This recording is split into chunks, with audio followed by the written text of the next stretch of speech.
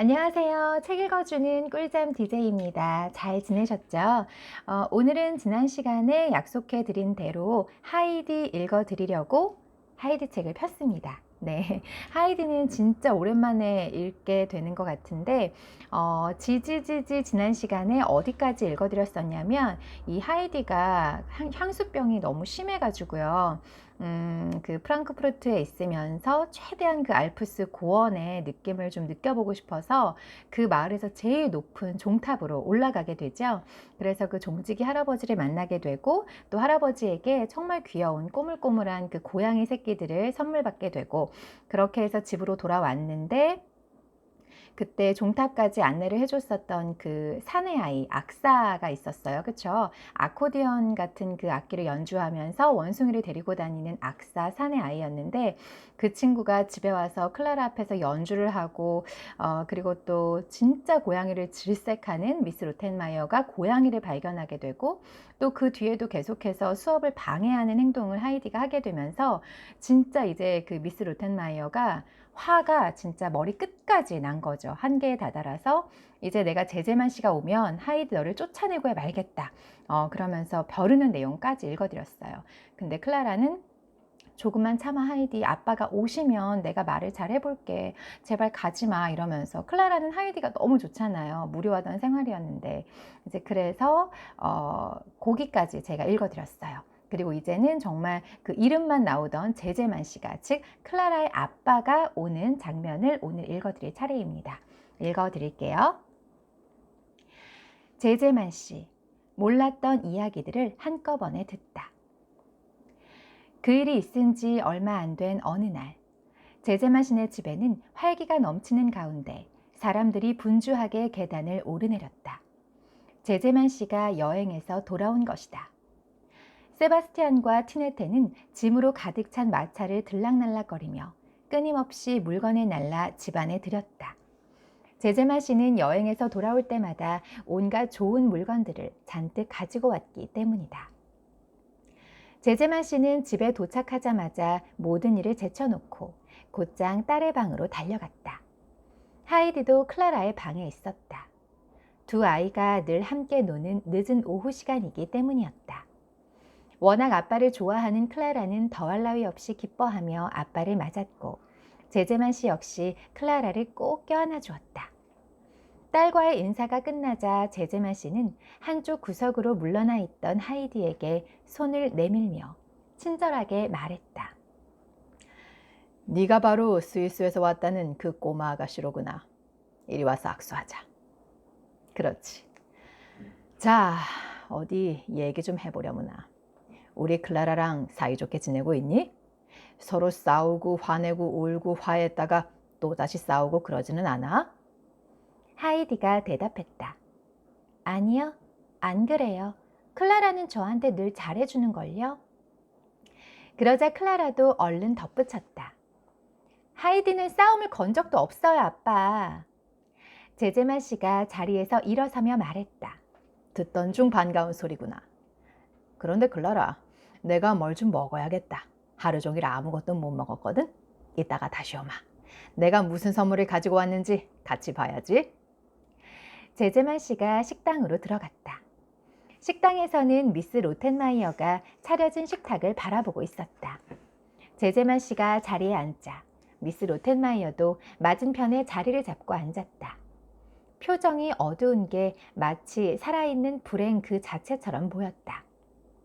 제제만 씨가 말을 걸었다. 미스 로텐마이어, 무슨 일이죠? 얼굴빛이 어찌나 안 좋은지 집에 도착했을 때 깜짝 놀랐습니다. 무슨 문제라도 있나요? 클라라는 아주 명랑하던데요. 미스 로텐마이어가 아주 심각한 목소리로 입을 열었다. 제제만 씨, 클라라 아가씨도 관련된 일이에요. 우리 모두 완전히 속았답니다. 제제만 씨가 차분히 포도주를 한 모금 마시고 물었다. 무슨 말씀이시죠? 제제만 씨도 아시다시피 우리는 클라라 아가씨의 놀이 친구를 한 명 드리려고 했지요. 그리고 주인님은 따님이 늘 최고만 누리기를 바란다는 것을 제가 잘 알고 있기 때문에 전 스위스에서 아이를 데리고 오는 게 좋다고 생각했어요.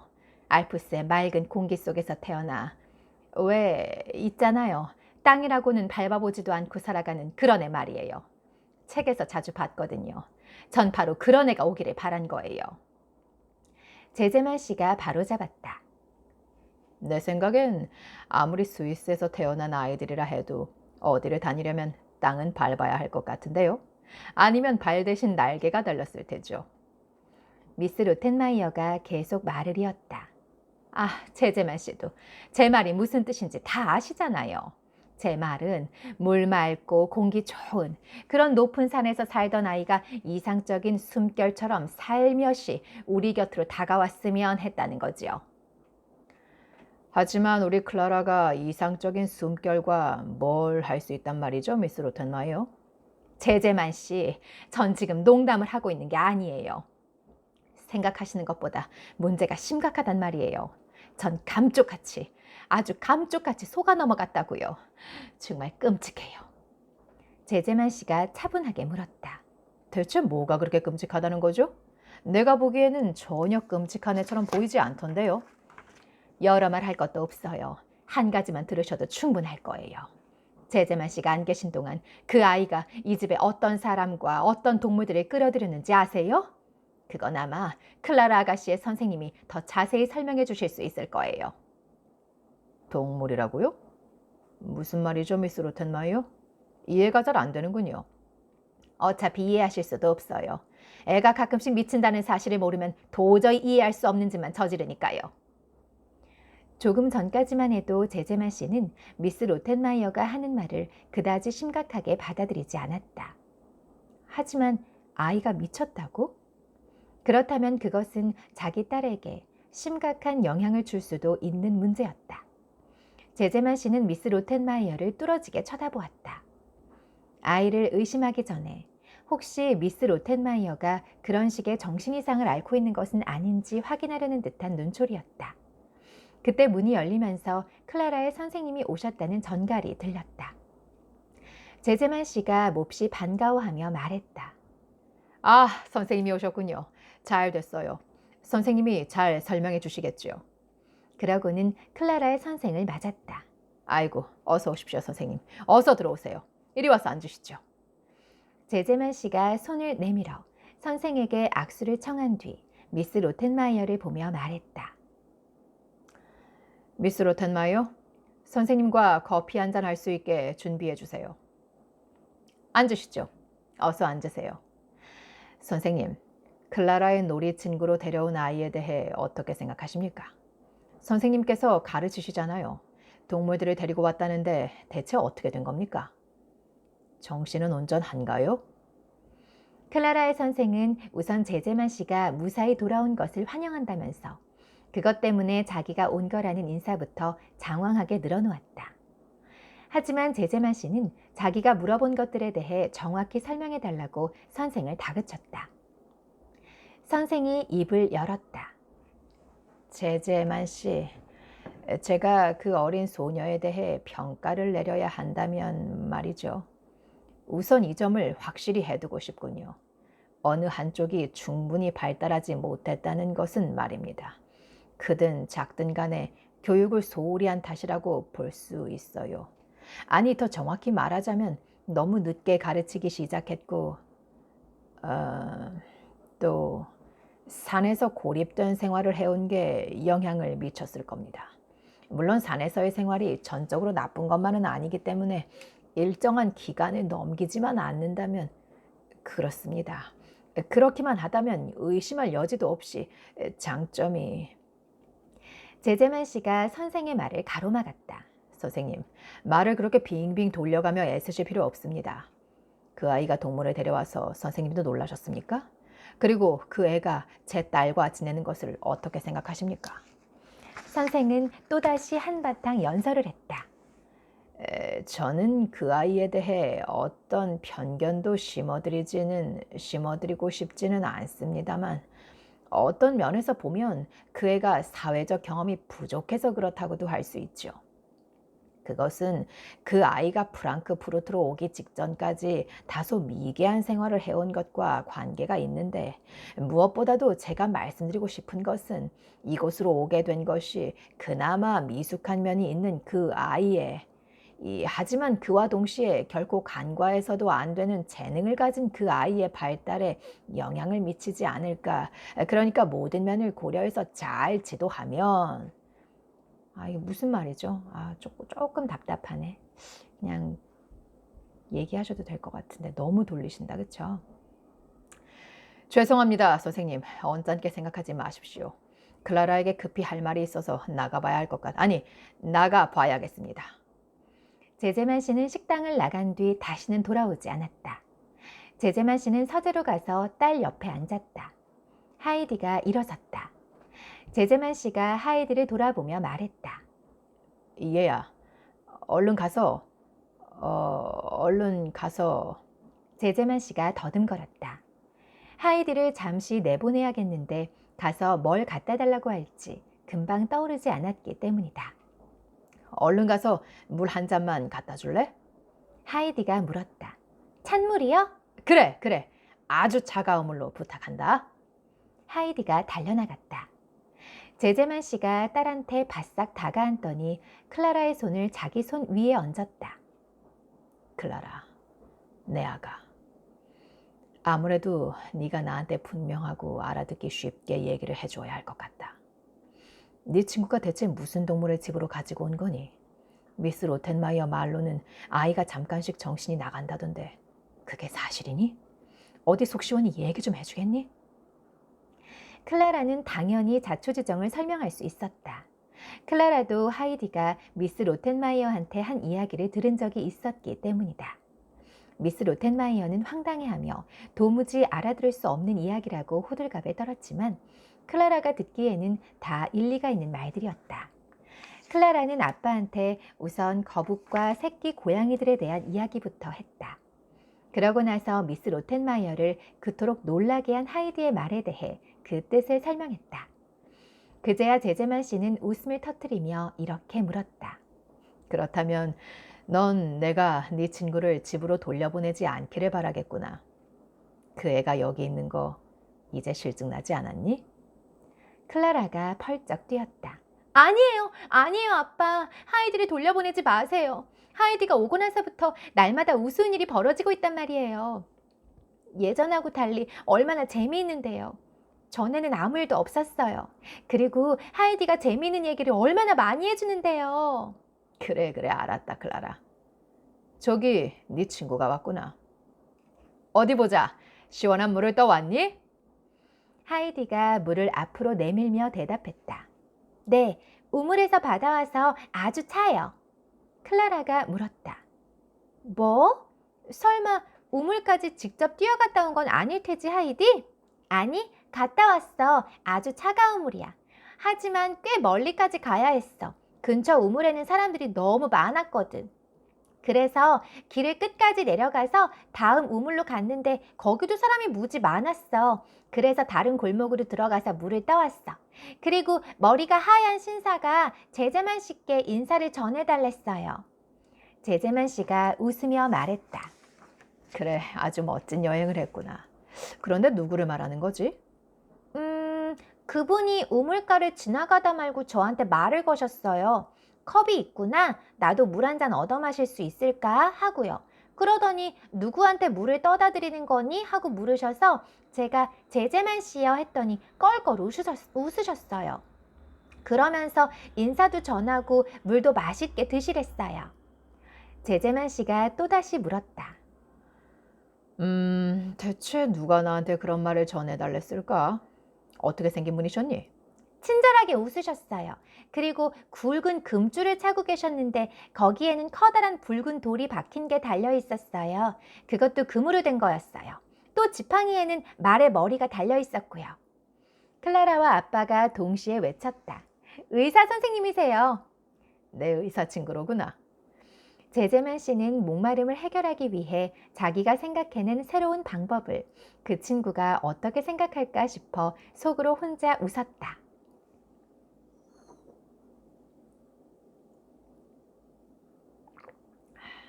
오늘은 비도 왔었고 날씨도 조금 흐리고 바람이 많이 불지만 언제나처럼 저는 아아입니다.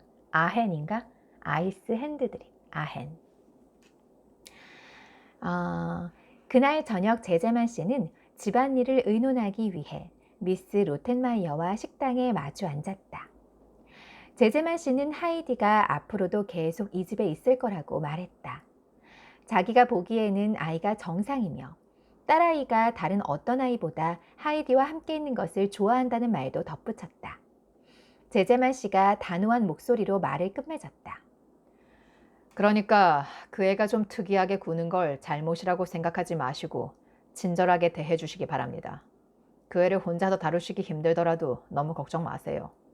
곧 도와줄 사람이 올 겁니다. 얼마 안 있어 어머니가 오시기로 했어요.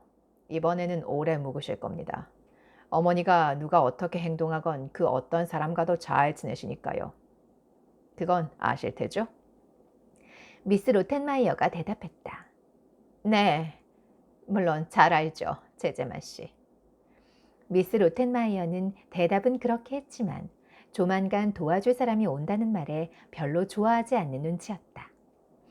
제제만 씨는 이번에 오랫동안 집에 머물 수 없었다. 집에 온 지 2주 만에 사업 때문에 또다시 파리로 떠나야 했기 때문이다. 제제만 씨는 아빠가 그렇게 빨리 떠나는 것을 받아들이지 못하는 클라라에게 며칠만 있으면 할머니가 오실 거라는 말로 위로했다. 제제만 씨가 떠난 지 얼마 안 돼 클라라의 할머니가 집을 막 출발했다는 내용의 편지 한 통이 날아들었다. 클라라의 할머니는 독일 북부 홀슈타인에 있는 커다란 농장에서 살고 있었다. 편지에는 다음 날 할머니가 도착하는 시간과 역으로 마차를 보내달라는 부탁이 적혀 있었다. 클라라는 뛸 듯이 기뻐하며 그날 저녁 내내 하이디에게 할머니 이야기만 했다. 어찌나 오랫동안 할머니 이야기만 했는지 나중에는 하이디까지 클라라의 할머니를 할머니라고 불렀다. 그러자 미스 로텐마이어가 하이디를 못마땅한 눈초리로 바라보았다. 하지만 하이디는 미스 로텐마이어의 그런 태도에 익숙해져서 이제 아무렇지도 않았다. 하이디가 막 자러 가려고 하는데 미스 로텐마이어가 하이디를 자기 방으로 불렀다. 그러고는 하이디더러 클라라의 할머니를 절대로 할머니라고 불러서는 안 된다며 마님이라고 불러야 한다고 주의를 주었다. 하이디가 어리둥절한 표정을 짓자 미스 로텐마이어가 물었다. 알아들었니? 미스 로텐마이어의 눈초리가 어찌나 매섭고 단호하던지 하이디는 그게 무슨 말이냐고 감히 묻지도 못했다. 그 뒷장이 또 다른 할머니라는 챕터인데요. 이 클라라의 할머니가 제제만 씨의 어머니가 엄청난 분이세요. 또 이런 할머니가 있을 수 있나? 아니지, 이런 귀족이, 이런 부자가 있을 수 있나? 라는 생각이 드는 분이세요. 그래서 클라라가, 그래서 제제만 씨가 이렇게 자랐구나. 그 누구에게든 내 딸을 도와주려고 내 딸을 위해서 부른 아이지만 이렇게 표현하면 좀 어떨지 모르겠지만 그냥 평범하고 뭐 가난하고 그냥 뭐랄까 귀족은 아닌 자기네하고는 좀 다른 삶을 살고 있잖아요, 하이디가. 근데 그런 아이에게도 맨 처음에 제제만 씨가 그렇게 얘기를 해요. 그 아이를 데려왔을 때 내 딸 클라라와 똑같이 대우해줘라 라고 말하거든요. 그런 그 생각이 어떻게 자리 잡게 되었는지가 이 할머니를 보면 나와요. 할머니가 그런 분이세요. 차별도 없고 모든 사람을, 모든 인간을 따뜻하게, 공손하게, 존중하면서 대하시는 분이세요.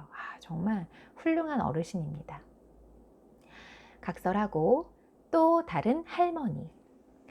다음날 저녁 제제만 씨의 집에서는 모두들 기대감에 들떠 분주히 손님 맞을 준비를 하고 있었다.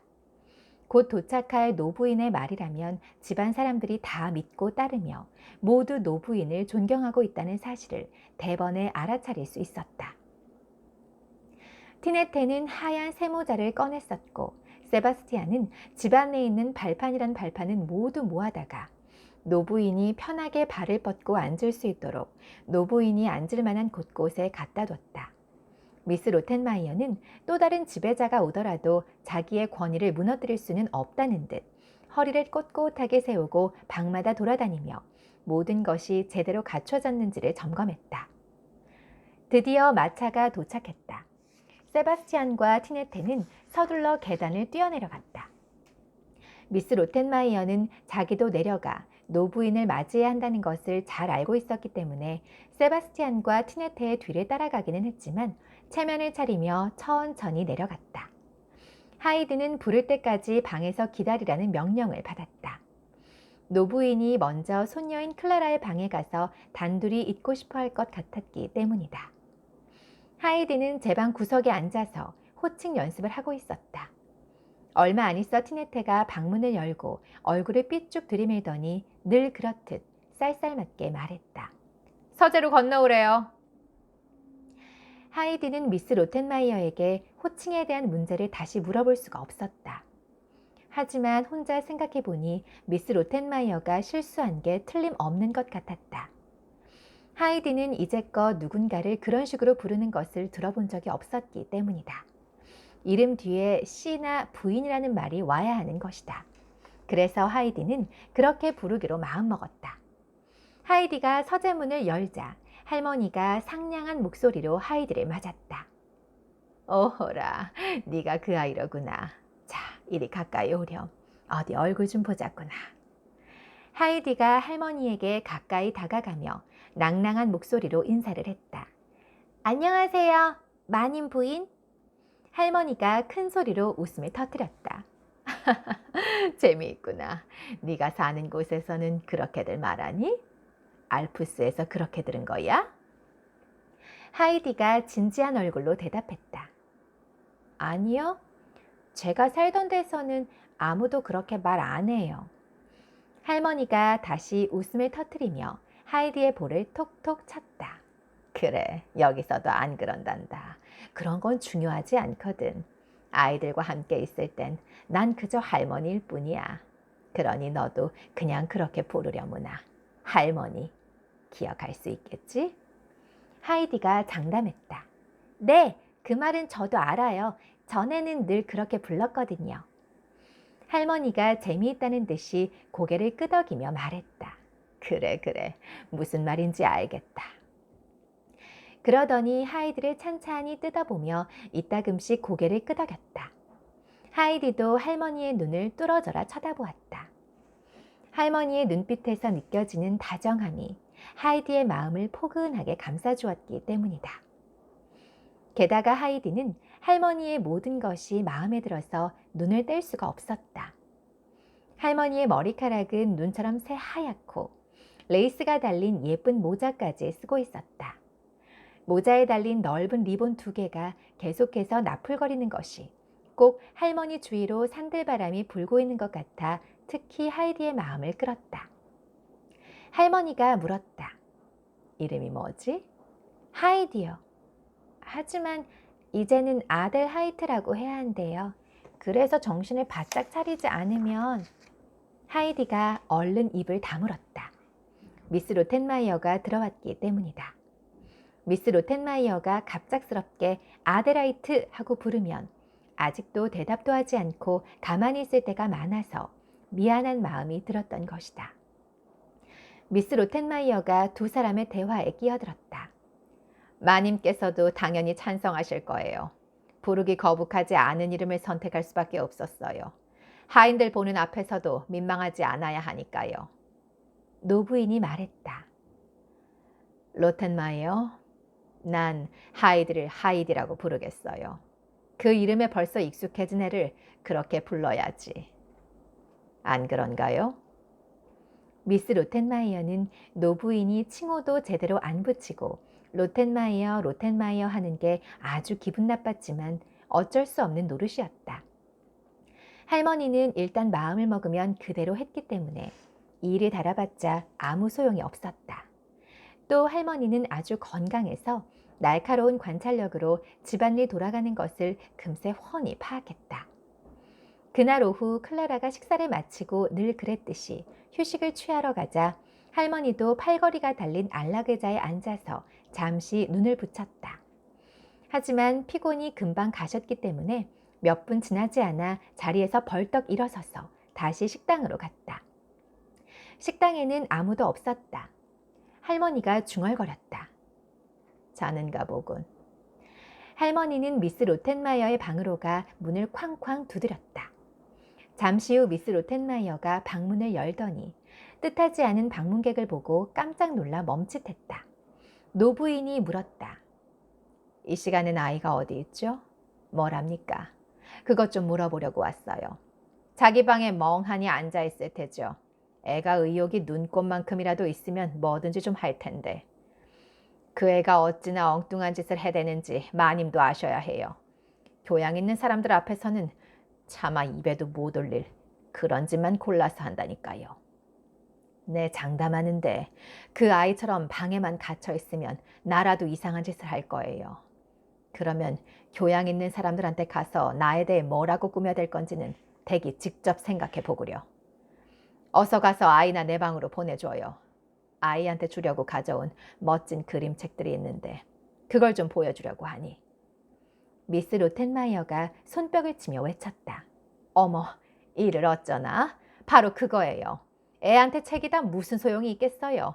여기 그렇게 오래 있었으면서도 아직 ABCD도 깨치지 못했는데요. 도저히 어떤 개념을 심어줄 수가 없는 애예요. 선생님도 그렇게 말씀하실 거예요. 그렇게 훌륭하신 분이 천사와 같은 인내심까지 갖추셨으니 망정이지. 그렇지 않았으면 진작 수업을 포기하셨을 거예요. 노부인이 말했다. 그래요? 그거 참 이상하군요. ABC를 못 배울 애 같아 보이지는 않던데. 이제 그만하고 애나 얼른 보내줘요. 우선은 그림이라도 보면 되니까. 미스 로텐마이어가 뭔가 더 말하려고 했지만 노부인은 휙 돌아서더니 얼른 자기 방으로 사라져버렸다. 노부인은 하이디가 글을 배우지 못한다는 사실을 아주 의아해하며 왜 그런지 조사를 해봐야겠다고 생각했다. 할머니의 방으로 건너온 하이디는 할머니가 가져온 커다란 책에 나오는 화려한 그림들을 보고 눈이 왕방울만해졌다. 할머니가 책장을 넘기자 하이디가 탄성을 질렀다. 눈을 반짝이며 그림을 바라보던 하이디가 갑자기 눈물을 주르르 흘리더니 얼마 안 가 흐느껴 울기 시작했다. 할머니가 그림을 보았다. 아름답고 푸른 풀밭에 온갖 종류의 동물들이 풀과 싱싱한 덤불을 뜯어먹고 있는 그림이었다. 한 가운데에는 목동이 기다란 지팡이를 짚고 서서 행복해하는 동물들을 물끄러미 바라보고 있었다. 해가 막 지평선 너머로 지고 있는 그림이라 그 모든 것들이 금빛으로 물들어 있었다. 할머니가 하이디의 손을 잡으며 상냥한 목소리로 말했다. 자, 아가, 이리 오렴. 울지 마라. 착하지? 이 그림 때문에 추억이 되살아난 모양이구나. 이거 보렴. 여기 그림에 딸린 이야기가 보이지? 오늘 저녁에 내가 그 이야기를 읽어주마. 이거 말고도 이 책에는 아름다운 이야기들이 아주 많이 나와 있단다. 전부 다 읽고 딴 사람한테 자기가 읽은 걸 얘기해 줄 수도 있지. 자, 우선 너랑 얘기를 좀 해야겠다. 눈물을 닦고. 옳지.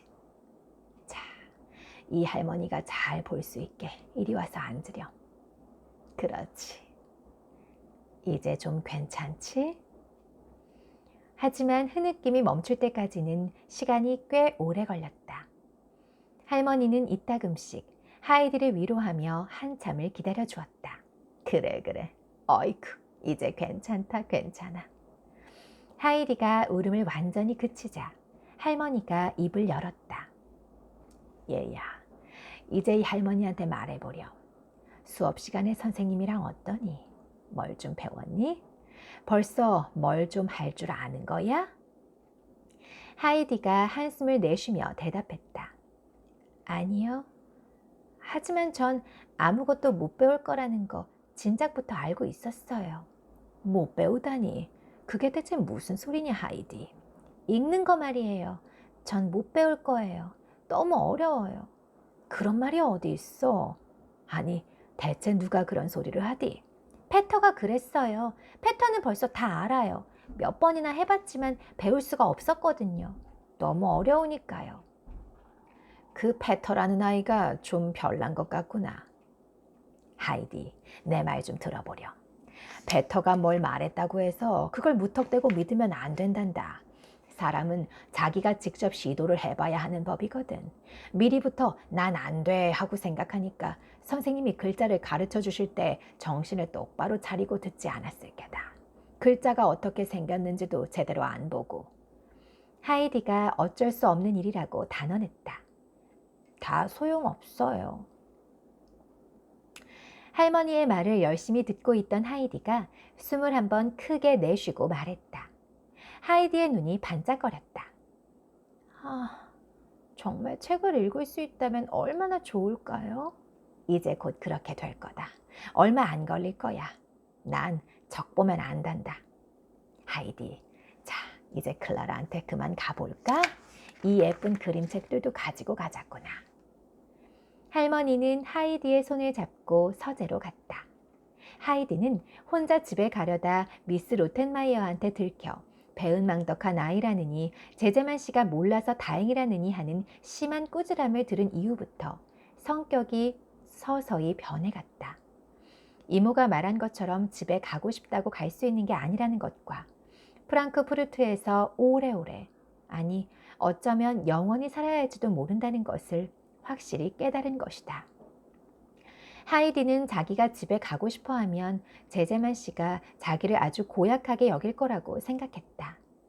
아니, 제제만 씨뿐만이 아니라 자기한테 그토록 잘해주는 클라라와 클라라의 할머니까지도 같은 생각을 할 거라고 믿었다. 그래서 하이디는 집에 가고 싶다는 말을 아무한테도 하지 못했다. 자기가 정말 좋아하는 할머니가 미스 로텐마이어처럼 무섭게 화내는 모습을 보고 싶지 않았던 것이다. 하지만 하이디의 마음속에 쌓인 짐은 점점 무거워져만 갔다. 하이디는 더 이상 먹지도 못했고 얼굴빛도 하루가 다르게 창백해졌다. 저녁에 자리에 누워도 오랫동안, 아주 오랫동안 잠을 이루지 못했다. 혼자 남고 주위가 조용해지면 스위스 고원과 그 위를 비추는 밝은 햇살과 작은 꽃들이 눈앞에 선하게 떠올랐기 때문이다.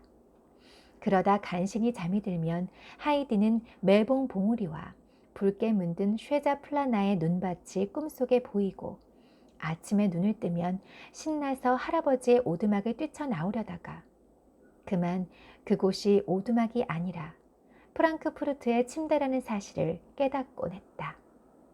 멀리, 너무 멀리 떨어져 있어서 다시는 집으로 돌아갈 수가 없었다. 하이디는 그때마다 머리를 베개에 파묻고 아무도 듣지 못하도록 소리를 죽인 채 오래오래 울었다. 너무 슬프죠. 정말 향수병이 너무 심해졌습니다. 이 마음이 뭔지 알 것 같아요. 그리고 아이기 때문에 무기력하잖아요. 힘이 없어요. 그쵸? 내가 가고 싶다고 갈 수 있는 게 아니기 때문에 누군가가 데려다 주거나 허락을 해야지만 갈 수 있는 입장이기 때문에 그 무력감을 정말 느꼈을 것 같아요. 네, 다음 시간에는 할머니가 하이디를 달래주면서 이제 처음으로 누군가가 하이디의 그 깊은 마음의 병을 알게 되는 그런 부분이거든요. 다음 시간에 슬프지만 재미있는 하이디 이야기 가지고 다시 올게요. 감사합니다.